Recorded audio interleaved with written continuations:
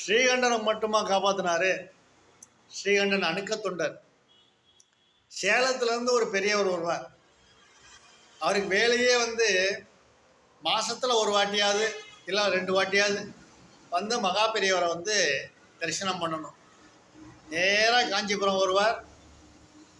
பூவு மாலைகள்லாம் சில இதெல்லாம் எடுத்துக்கிட்டு பூஜை பொருட்கள்லாம் வாங்கிக்கிட்டு நேராக எல்லாத்தையும் கொண்டு போய் மகா பெரியவாளுக்கு முன்னாடி வச்சுட்டு அவருக்கு எய்த்தாப்பில் ஒரு மூலையில் போய் உட்காந்துக்குவார். அந்த பெரியவர் சேலத்துலேருந்து வருவார். மகா பெரியவரை தரிசனம் பண்ணுவார். அவருக்கு எதிர்த்தால் போல் அருகில் கூட அமர மாட்டார். கொஞ்சம் தூரமாக போய் ஒரு மூலையில் போய் உட்காந்துக்குவார். இதுதான் அவருடைய நடவடிக்கை. வேறு போகும்போது உத்தரவு வாங்கிட்டு போயிடுவார். எனக்கு இது வேணும் அது வேணும் கோரிக்கைகள் விண்ணப்பங்கள் எதுவும் கிடையாது.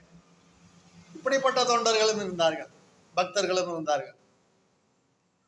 மகா பெரியவாளும் அவரை மானசீகமாக ஆசீர்வதிப்பார். தெரியும், அந்த பரபிரம்மத்துக்கு தெரியாது எதுவும் இல்லை. யார் எப்படிப்பட்டவர், யார் உண்மையான பக்தர், யார் நடிக்கிறா, யார் நமக்கு முன்னாடி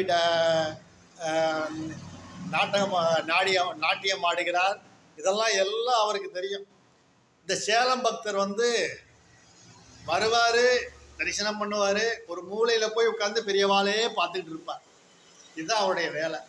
மாதத்துக்கு 2 முறையோ 3 முறையோ இதுபோல் வேறு எந்த வேலையும் அவருக்கு இல்லை. பெரியவா அனுக்கிறதால அவருக்கு எல்லாம் நல்லபடியாக அமைஞ்சு போயிட்டு இருக்கு. ஒரு முறை இப்படித்தான் வர்றாரு, நமஸ்காரம் பண்ணுறாரு, போய் அந்த மூலையில் போய் உட்காந்துடுறாரு, பெரியவாளையே பார்த்துக்கிட்டு இருக்காரு. அப்போ பெரியவா சரி எந்திரிச்சு உத்தரவு வாங்கிட்டு போகலாம் அப்படின்னு சொல்லி பெரியவா கிட்ட வரும்போது பெரியவா கேட்குறா, கிளம்பிட்டியா அப்படிங்கிறார். இதற்கு முன்னாலெல்லாம் அவன் கேட்கவே மாட்டார், உத்தரவு கொடுத்து அனுப்பிடுவார். ஆனால் அன்று புறப்பட்டுட்டியோ அப்படிங்கிறார். அவன் பெரியவா அப்படிங்கிறார். பஸ்ஸில் தானே போகிற அப்படிங்கிறார். இவருக்கு ஆச்சரியமாக இருக்குது. ஏன்னா அது என்று எதுவும் கேட்க மாட்டார், இன்றைக்கி என்னமோ கேட்குறாரு. அவன் பெரியவா எப்பவும் போல பஸ்ஸில் தான் போகிறேன். ஓ, அந்த பஸ்ஸை தண்ணி தாகம் எதுவும் எடுத்துச்சுன்னா என்ன செய்வேன் அப்படின்னு.